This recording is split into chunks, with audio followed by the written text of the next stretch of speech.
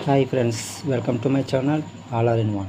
ఈ వీడియో మీకు నచ్చితే ఒక లైక్ చేసుకొని మీ ఫ్రెండ్స్కి షేర్ చేయండి. ఇంకా ఆలస్యం చేయకుండా వీడియోలోకి వెళ్ళిపోదాం.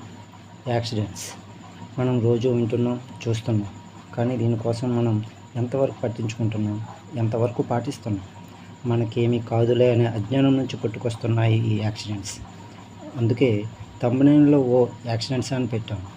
ఎందుకంటే మనం రోజు చూస్తున్నాం కాబట్టి దీని గురించి పెద్దగా ఆశ్చర్యపడడానికి కానీ అబ్బురపడడానికి కానీ ఏం లేదు. కాబట్టి ఈ వీడియో చూసిన 100 మందిలో ఒక ఇద్దరు మారినా చాలు, నేను చేసిన ఈ ప్రయత్నం సక్సెస్ అవుతుంది.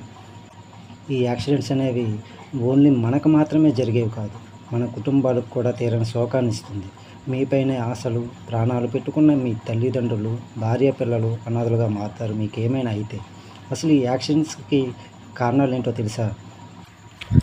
అనుభవం లేని డ్రైవింగ్, నిర్లక్ష్యంగా డ్రైవ్ చేయడం, హెల్మెట్ ధరించకపోవడం, road crossing, drunk and drive, అతివేగం, ఇయర్ ఫోన్స్ పెట్టుకొని డ్రైవ్ చేయడం, ఫోన్ మాట్లాడుతూ డ్రైవ్ చేయడం. ఈ కారణాల వల్లనే ఎక్కువగా యాక్సిడెంట్స్ అనేవి జరుగుతున్నాయి. ఏంటి, ఇంటికి వెళ్ళి సోఫాలో కాలు చాపుకొని ప్రశాంతంగా తాగొచ్చు కదా, ఎక్కడో రోడ్డు పైన తాగి డ్రైవ్ చేసుకుని ఇంటికి వెళ్ళాలా?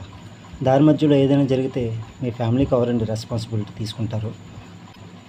మనం కంట్రోల్ కూడా చేయలేనంత వేగంగా బండి నడపడం వల్ల ఏమొస్తుందండి?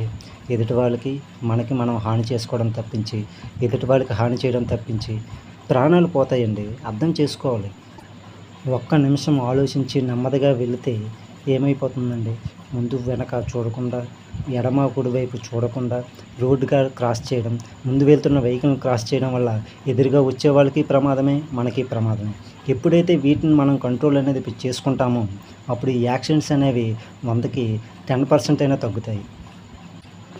ఆఖరికి స్కూల్స్, విలేజెస్లో కూడా ఎంత నిర్లక్ష్యంగా వేగంగా బండి నడిపితే ఎలా అండి? మన వల్ల ఎవరికైనా జరగరానిది జరిగితే వాళ్ళ ఫ్యామిలీకి, వాళ్ళకి ఎవరండి బాధ్యత తీసుకుంటారు? ఎవరిచ్చి వాళ్ళకి రెస్పాన్సిబిలిటీ తీసుకోగలరు? మీరు తీసుకోగలరా? మీ వల్ల జరిగిన తప్పుని సరిదిద్దుకోగలరా? ఎక్కువగా ఈ యాక్సిడెంట్స్లో 18 నుంచి 40 సంవత్సరాలు గల యువకులే ఎక్కువగా చనిపోతున్నారు.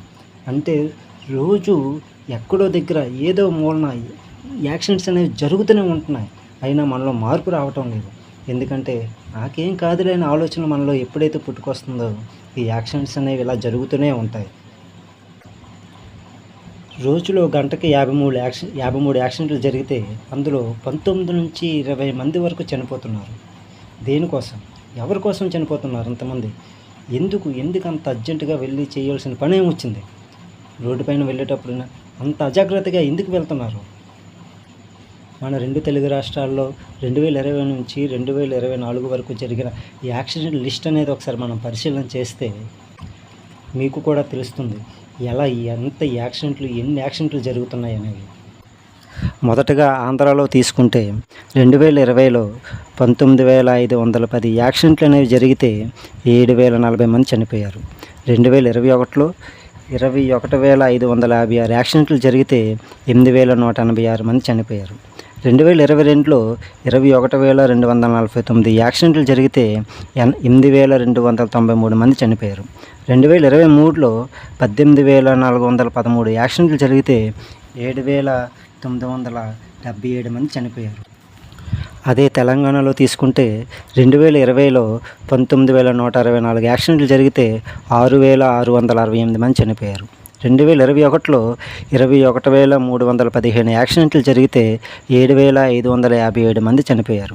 2022లో 21,619 యాక్సిడెంట్లు జరిగితే 7,559 మంది చనిపోయారు. 2023లో 22,903 యాక్సిడెంట్లు జరిగితే 7,660 మంది చనిపోయారు. 2024లో 25,934 యాక్సిడెంట్లు జరిగితే 7,281 మంది చనిపోయారు. ఇది మన 2 తెలుగు రాష్ట్రాల్లో జరుగుతున్న యాక్సిడెంట్స్ లిస్టు ప్రతి సంవత్సరం. సంవత్సరానికి ఈ యాక్సిడెంట్లు అనేవి జరుగుతూ పెరుగుతున్నాయే తప్పించి తగ్గటం లేదు. ఎందుకంటే మన నిర్లక్ష్యం వల్ల. రోడ్డుపైకి వచ్చేటప్పుడు కనీసంగా హెల్మెట్ పెట్టుకోవాలి అనే ఆలోచన ఎందుకు రాదండి? ఆలోచించండి. హెల్మెట్ అనేది ఉంటే మనకి జరిగే యాక్సిడెంట్లో 100లో 50% అయినా సేవ్ అవుతాం. అలాగే డ్రంక్ అండ్ డ్రైవ్. ఈ డ్రంక్ అండ్ డ్రైవ్ అనేది రోడ్డు పైన తాగాలండి. ఇంటికి వెళ్ళి తాగండి, ప్రశాంతంగా తాగండి. ఇంటికి వెళ్ళి తాగి ఎవరినైనా ఏం అనకుండా ప్రశాంతంగా భోంచేసి పడుకోండి. అంతేగాని రోడ్డు పైన తాగి వెళ్తున్న వాళ్ళు, వస్తున్న వాళ్ళని మనం ఎందుకు ఇబ్బంది పెట్టాలి, మనం ఎందుకు ఇబ్బంది పడాలి. ముఖ్యంగా అతివేగం అండి.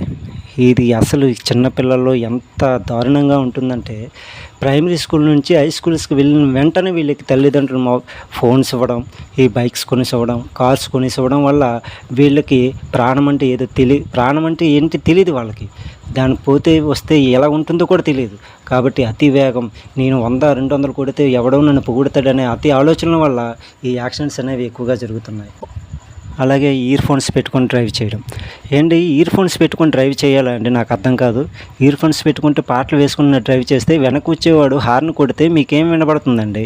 సైడ్ నుంచి వచ్చేవాడు హార్న్ కొడితే మీకేం వినబడుతుందండి? ఓన్లీ కంటితో చూస్తే సరిపోతుందా? చెవులు కూడా మనకు పని చేయాలి కదా. ఇంకా ఫోన్ మాట్లాడుతూ డ్రైవ్ చేయడం. ఒక్క నిమిషం పక్కకాగి, బాబు నేను డ్రైవింగ్లో ఉన్నాను, ఇంటికి వెళ్ళాక చేస్తాను, లేకపోతే నేనే ఫ్రీ అయ్యాక కాల్ చేస్తానని అని చెప్తే సరిపోతుంది కదండి. ఎందుకంటే డ్రైవ్ చేస్తూ ఫోన్ మాట్లాడడం, దానివల్ల మీరు ఎప్పుడు బ్రేక్లు వేస్తారు, ఎప్పుడు క్లచ్ పట్టుకుంటారు, ఎప్పుడు మళ్ళీ హ్యాండిల్ని పట్టుకోగలరు క్లియర్గా అర్థం చేసుకోండి. ఫోన్ మాట్లాడుతూ డ్రైవ్ చేయొద్దు. ఫోన్ వచ్చింది అనుకోండి, పక్కన ఆపేసి మాట్లాడేసి మళ్ళీ డ్రైవ్ చేయండి. అంతేగాని ఫోన్ మాట్లాడుతూ డ్రైవ్ చేయొద్దండి. అలాగే తల్లిదండ్రులు పిల్లలు అడిగారని బైకులు, కార్లు కొంటున్నారు. మంచిదే, కొనండి. కానీ వాళ్ళు ఇవి నడిపే వయసు వచ్చిందా అని ఒక్కసారి ఆలోచించండి. మితిమీరిన వేగం వాళ్ళ ప్రాణాలతో పాటు ఎదుటివారి ప్రాణాలు కూడా తీస్తుందని గమనించండి. మన ఇండియాలో జరిగిన మొత్తం యాక్సిడెంట్ లిస్ట్ ఒకసారి గమనిస్తే 2020 నుంచి 2022 మధ్యలో 12,45,925 యాక్సిడెంట్లు జరిగితే అందులో 8,12,846 మంది చనిపోయారు. ఎప్పటికైనా ఆలోచించండి. మన అజాగ్రత్త వల్ల ఈ యాక్సిడెంట్స్ అనేవి జరుగుతున్నాయి. దేవుడిచ్చిన ప్రాణాలని వృధాగా రోడ్డుకి బలి కానివ్వకండి. చివరిగా ఒక మాట, మన ప్రయాణం తాలూకు గమ్యం మన ఇల్లే కావాలి, కానీ మరేదీ కాకూడదని కోరుకుంటూ మీ మిత్రుడు. థ్యాంక్ యూ అండి.